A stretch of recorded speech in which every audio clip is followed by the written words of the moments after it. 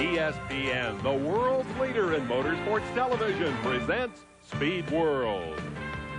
The year was 1966. Chrysler products dominated a controversial season of stock car racing, while Fords blew the doors off the competition at the 24 Hours of Daytona. But the World Championship was decided at the 24 Hours of Le Mans. Stay tuned for the year 1966 in review.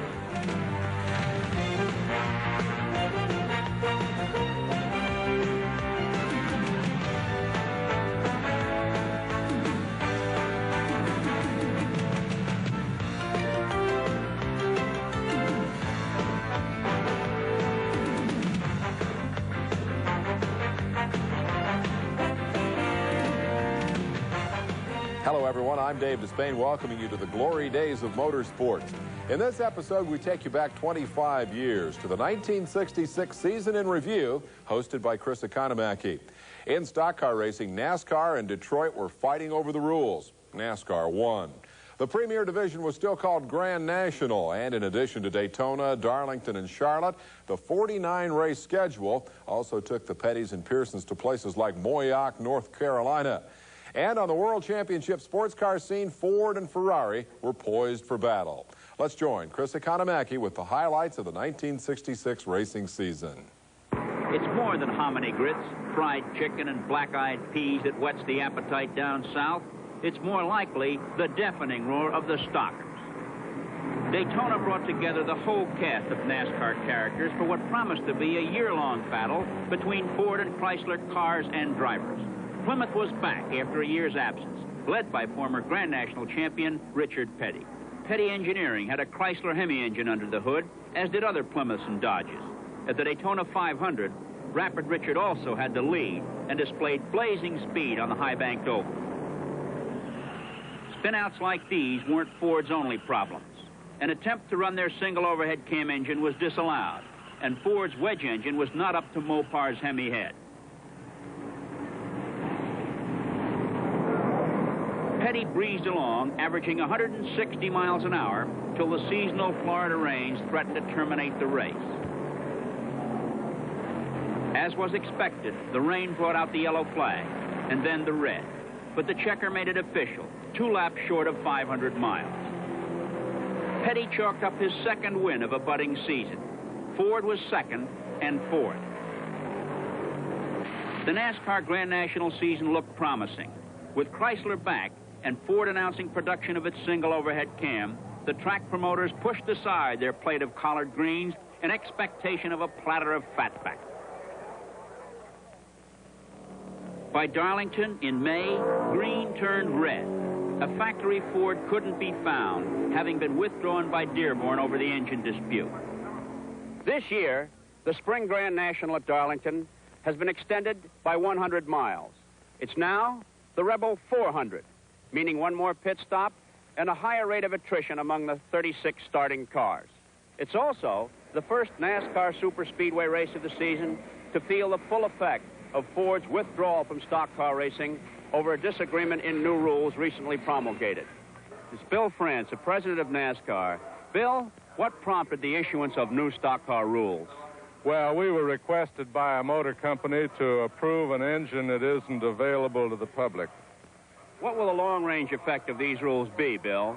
Well, actually, our long-range effect is to return the sport back to the drivers and the mechanics and the independent car owners, and not let any corporation make the rules of a sport. The field was wide open for the independents, but as long as the Chrysler-supported drivers were around, the Indies would still race to finish. The factory boys scrambled for the pole position, and the big money came easier with Ford's absence. Paul Goldsmith won at Rockingham, and Dave Pearson won 4 straight, and then thought seriously about the championship. But the man to beat was still Richard Petty. Darlington suffered at the gate, but the race itself had all the excitement of a traditional revenuer's chase. Petty assumed his customary pole position, setting a Darlington qualifying mark 4 miles an hour faster than Lorenzen's year-old record. He led from flag to flag, a yellow flag. A pit stop for gas and tires and a faster working crew enabled Pearson to get the lead for a while.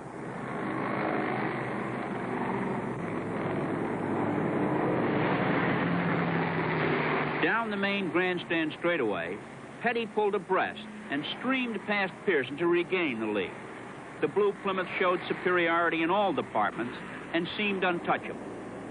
Returning to NASCAR after 4 years of banishment, racing great Curtis Turner was a welcome and competitive addition to the driver-starved circuit. He held third briefly and ran in the top 10 before his unfortunate retirement here. Petty, bettering last year's Rebel 300 race speed, put a 3-lap lead on the entire field.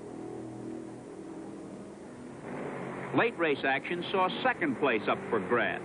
Point leader David Pearson and Paul Goldsmith, with quarter panels banging, held all eyes until Goldsmith squeezed into the treacherous third turn and second place. But there was no catching Petty.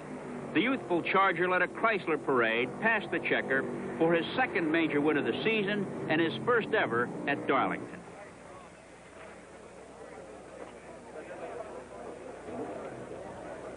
Congratulations, Richard. You're first at Darlington, no? Yeah, this is the first time we've ever won down here, and it's always good to win anywhere, but especially good to win down here. Your father never made it here, did he? He's never made it. He's been real close, and I never made it, and I've been close, so we finally made it. Was it an easy race, Richard? Yes, exceptionally easy, because the car was so much faster than the rest of the people that it really didn't have to work a whole lot. Well, it was a great race for everyone, Richard, and congratulations again. Moyock, North Carolina is typical of many of the small tracks that fill out the Grand National schedule. Typical in action, and typical in that Dave Pearson would card all of his victories on the quarter and half mile ovals. By mid-season, Pearson led the championship point parade with Paul Goldsmith second and Rookie of the Year prospect James Hilton third. Pearson campaigned a Dodge Cornet throughout most of the season, driving a Charger on the big super speedways. Petty led Pearson for the first 84 laps. Hilton constantly applying pressure on the leaders. The third of 5 caution flags was brought out when Buddy Baker wrecked his 1964 Ford. Petty made a routine pit stop for fuel and tires, and Pearson had pitted 1 lap earlier for some of the same treatment. But Petty's stay was somewhat longer. In fact, it was permanent. Ignition troubles forced him out of the race, and Pearson inherited the lead, which he retained for the remainder of the day. The scorers said James Hilton and Tiny Lund were battling it out for second.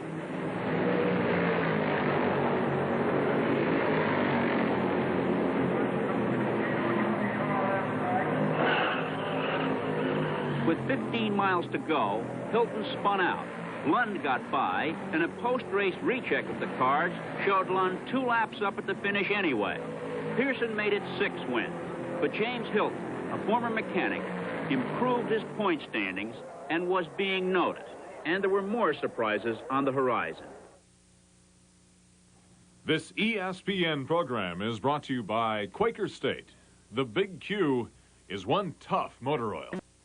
It's one of the most technologically advanced, most rigorously tested fluids on Earth, relentlessly measured for maximum protection against the friction, the wear and tear, the heat and stress of today's engines.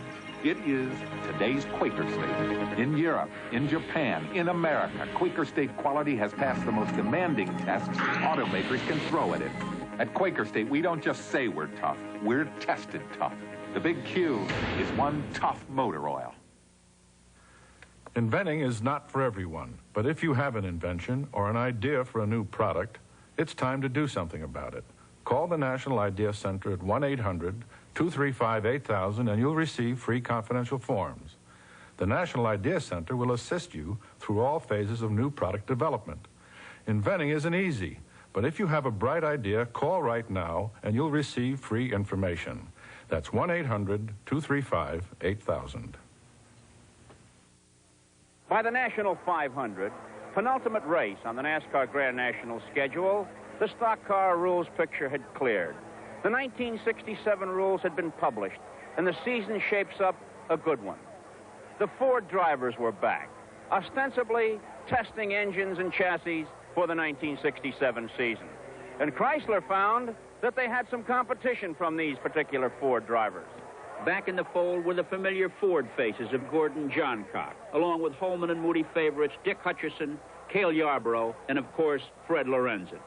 What kind of equipment are you driving in the 500 today? Well, I'll be driving a Fairlane equipped with a 427 wedge engine with dual quad carburetors. Do you think that this will be the kind of a car we'll see you in 1967? I'm quite sure it will. Aerodynamically wise, the car is much smaller width-wise and length-wise, and it works real well in a wind tunnel, so it's looking that way. The battle for the championship between veteran David Pearson and James Hilton, who on the eve of the 500 was named Rookie of the Year, was a close one. What has been the high point of the season for you, Jim? Winning Rookie of the Year, because at the first of the year, this is what we strive to do, and we accomplished it by the help of a lot of people involved in this thing. Drivers, mechanics, promoters, the people of the press, and everybody has helped me, so this has got to be it for me. Leading for the championship in NASCAR is David Pearson of Spartanburg, South Carolina. David, what point this season did you decide to go for the title? Well, Chris, it's getting so close to the end of the season now, then I'm still ahead in points, so I kind of have to run for it now. What about the chances in the 500 today? What will you have to do to clinch the title? Well, I think it's about 8 places. If I finish 8 places ahead of James Hilton in this race, I got it all sold up. I wouldn't even have to go to Rockingham to win it. In other words, it could theoretically go down to the last race. That's right, it sure could. All in all, the NASCAR circuit is winding up in a glorious form for the 1966 season. Ending the first lap, Curtis Turner shot past Fred Lorenzen to lead. Cale Yarborough in Ford number 21 soon took second, and then first, and everyone looked for the Chryslers. Leroy Yarborough overcame pre-race problems and moved from 17th to 1st in 19 laps. His Dodge Charger proved to be the fastest Chrysler product, even faster than Cale's Ford.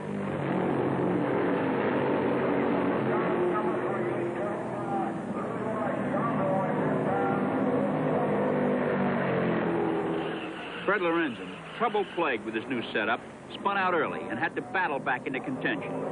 This started a raft of Ford dropouts. Ned Jarrett had valve trouble and lasted only 73 laps. Before the race, Jarrett announced it would be his last season. What made you take this decision, Ned? Well, I feel like that I've accomplished everything that I could reasonably expect to accomplish in the sport. The sport has been very good to me, and I guess sometimes I'll let my pride override my pocketbook, but I've always vowed to myself that I'd never go down the other side. Regardless, however far up the ladder I got, that's when I would quit. Gordon Johncock, second in a Junior Johnson Ford, lost 3 laps when pitting for fuel. A bulky engine required more manpower than horsepower to help get him a 4th-place finish. The Grand National Championship was still up for grabs. Dave Pearson would have to finish well ahead of James Hilton if he were to sew it up here. But Hilton finished 8th and Pearson 10th, so the crown was not decided until the season's final race, 2 weeks later at Rockingham, North Carolina, where Pearson gained enough points to win his first championship. Lorenzen was the last of the big-name Ford drivers to call it quits, but went on to victory at Rockingham and prepare for next year. Top NASCAR money man Richard Petty, sidelined early in the race, subbed for teammate Marvin Panch. The former Ford driver was also to announce his retirement from racing. Leroy Yarborough had no trouble finding his way to the checkered flag. He led all but 33 of the 334 laps. His victory was the last of the season for Chrysler. Of the 49 races on the Grand National calendar, Chrysler won 35. Next year, the tables may be turned. Chrysler, unhappy with the factory team concept, was looking for a new way to participate. Coming up, long-distance drivers and the American Challenge.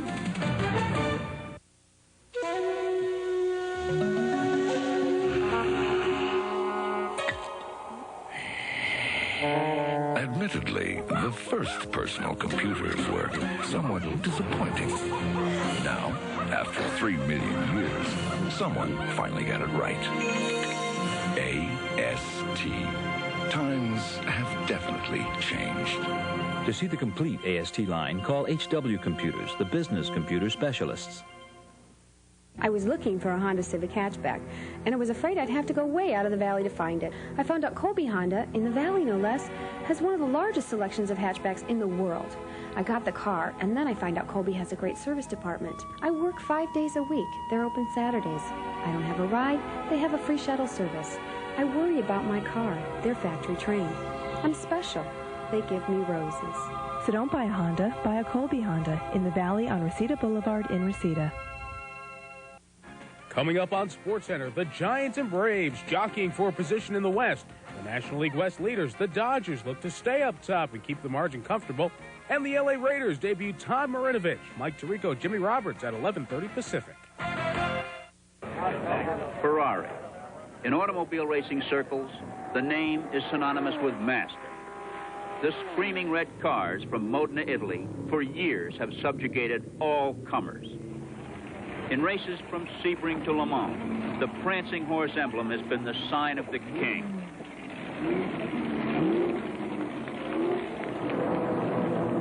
But in 1966, new challengers rose to seek the throne.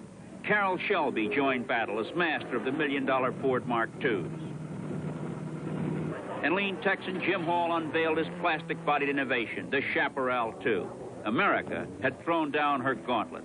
Shelby and Hall, Ford and Chaparral, and the best of America's best drivers were out to unseat Ferrari for the World's Prototype Championship. The 24-hour Daytona Continental was the first of 7 battles.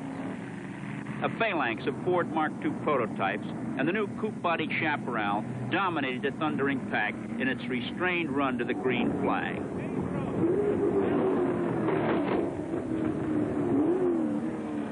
America's determined bid to taste Ferrari blood saw the Chaparral, driven by Phil Hill and Joe Bonnier, grab the early lead with an onslaught of Ford Mark IIs right behind. Ferrari decided to sit out Daytona, so only older, privately entered cars represented the Ferrari mark.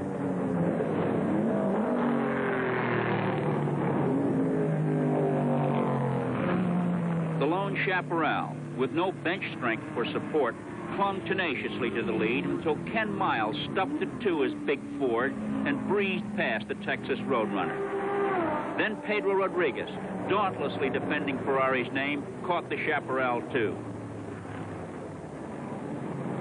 But it was the amazing flat-out speed of the Mark II Fords which caught everyone's attention. Miles simply dominated the race. His bullet-like acceleration made other cars look like strokers as he gobbled up the opposition.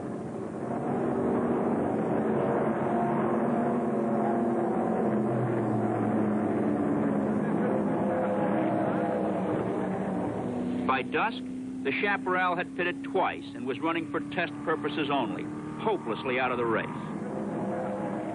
Sunset carried into 15 hours of darkness, and the Ford faction left the old A solidly entrenched in places 1 through 4. The Ken Miles Lloyd Ruby car still the pace setter. The Rodriguez Ferrari 4th, but in no position to take over. The Chaparral finally succumbed. Jim Hall. Are you discouraged about the overall picture for the car in international competition? Well, I'm pretty pleased with how fast the car runs. I think it's well in there with the competition, and of course this is our first run on it. I'd have liked to have done better, but yeah, I'm discouraged. Temperatures dropped to an unseasonable 22 degrees overnight, and a new day's sun found most of the Ferrari effort sidelined, except for Rodriguez. The Fords still dominant. When Ken Miles brought the lead car in for co-driver Lloyd Ruby to finish the race, he was understandably elated and cautious. Yeah, just be careful. Treat it lovingly and tenderly. Just for 2 hours. Okay? Miles' instructions to treat her lovingly and tenderly were Ruby's intentions exactly, and Carroll Shelby watched with satisfaction as the Miles Ruby Ford led a 3-car Ford sweep to an impressive first victory in the American effort to win the World's Prototype Championship. The Chaparral demise was disappointing, but Hall was not finished. Next stop, the Sebring 12-hour Endurance Classic. For Sebring, a quartet of the Daytona-winning Ford Mark II. And Ferrari joined battle in force, the brand-new P3, and the highly touted Dino, fresh from the factory to avenge the Daytona debacle. Hall returned with 2 reworked chaparrals. So as they faced their cars for the start, the best drivers in the world knew that chips were on the table. American ace Dan Gurney was Ford's choice to take the point, but the field behind him left Gurney in its wake, a Ferrari in the lead.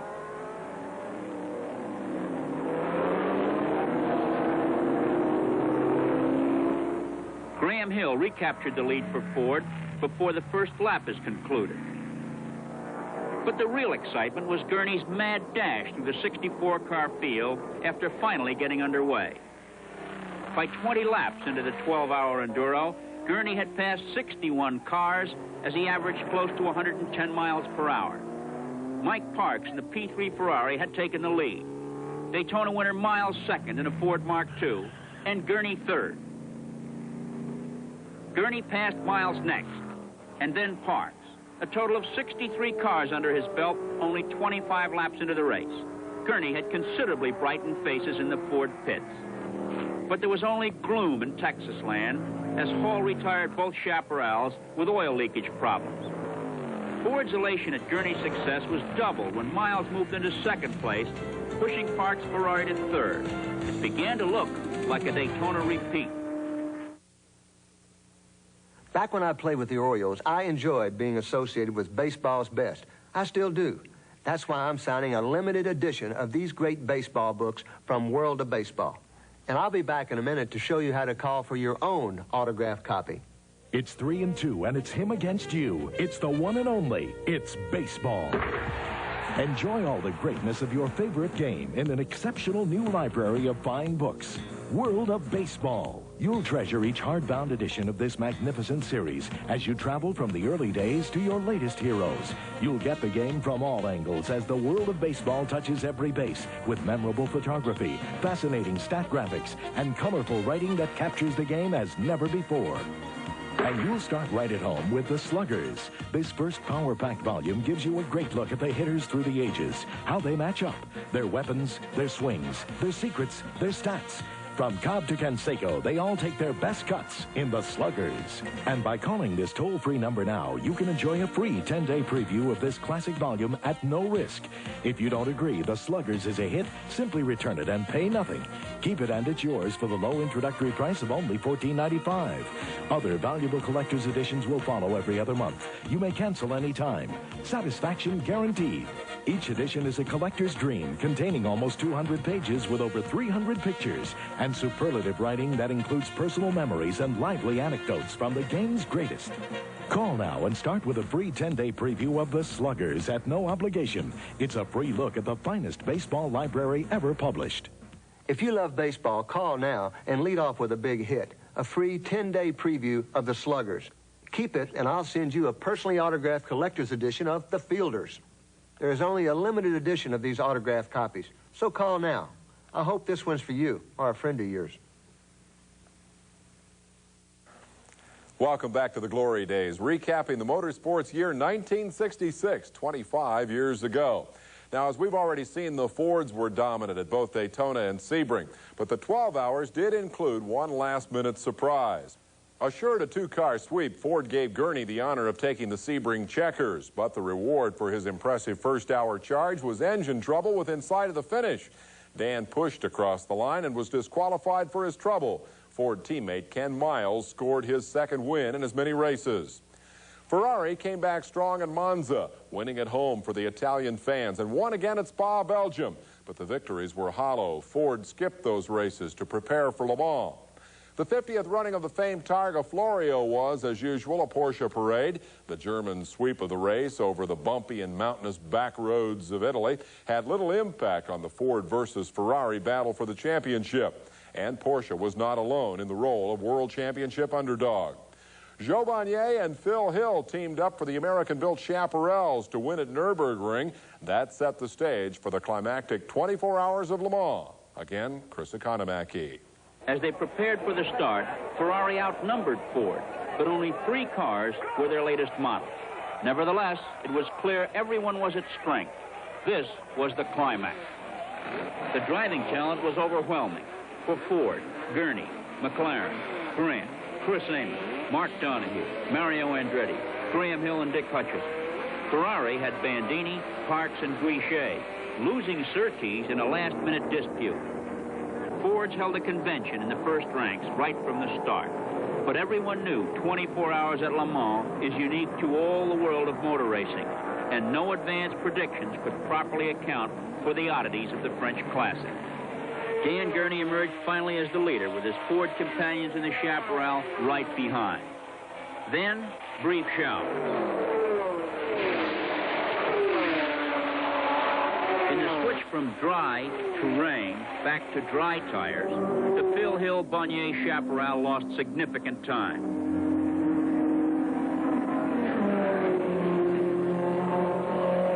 By dusk, Ford knew it was in for a battle. Parks' Ferrari trail leader Gurney by only seconds. But Ford's occupied 4 of the first 5 places, and the race was not half over. After 7 hours, the chaparral retired with an overburdened electrical system. And Ferrari experienced a string of disasters. The Parks car failed, and 2 more with it. Fords did too. 4 Fords out of the race during the night. Nevertheless, they remained 1 through 4. You were just lucky today. Hey, I've been working on it. You know how I hate to lose. You know what else? I hate losing my hair. Me too. That's why I did something about it. I called up John. They sent me a brochure. I went to see my doctor. It was definitely a smart move. Now I feel great. I think I still have it. Upjohn even sent me $10 after I saw my doctor. Here it is. Only your doctor has hair loss treatment programs proven to work. To receive your $10 certificate, names of doctors in your area who can recommend what's best for you, and a free brochure describing your options, call 1-800-677-3339. Not bad. Maybe I'll call him. What do you mean, maybe? Come on, there's the number. Go do it. All right. I'll call. For your $10 certificate, simply call toll-free 1-800-677-3339. Because the sooner you act, the sooner you could see results. So call right now. It's Ojo versus Jose. Felix Jose sparks the cards and Howard Johnson powers the Mets as both teams try to make up ground in the NL East. Live on ESPN's Wednesday Night Baseball. For Carroll Shelby, the 1966 running of the 24 Hours of Le Mans was a great personal triumph. He had tried for years to put an American-built car at the forefront of world sports car racing. As the sun rose across the French countryside, his dream was within reach. Again, Chris Economaki. At dawn, Ford was solidly entrenched, and almost symbolically, the last capable Ferrari retired. Gurney and co-driver Grant continued in the lead. Then Miles and Holmes took over when Gurney had overheating problems.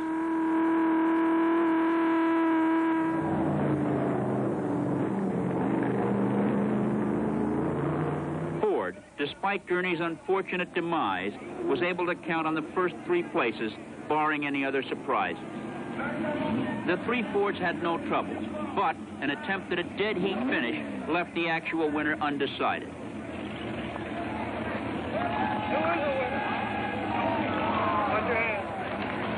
But Carroll Shelby couldn't have been happier. Oh, probably the happiest day of my life, Chris. How many times have you Also been so here? happy for all the rest of the people that put such an effort. I wish I could name them all. This is the 4th time as a car owner, and 2 years with the Cobra, 2 with the Ford GT, so we won it on our 4th try. Eventually, Bruce McLaren and Chris Amon were declared victors. Miles and Holmes, second. And the American Challenge rewarded with a stunning victory and the world's prototype championship. For Ford, the 1966 racing season was a study in contrasts. Dearborn's absence from the stock car wars made less painful by victory in the World Sports Prototype Championship. That wraps up our review of the world of auto racing 25 years ago. Our thanks to host Chris Economaki of National Speed Sport News. I'm Dave Despain. Join us next time for another trip back in time to the glory days of motorsports.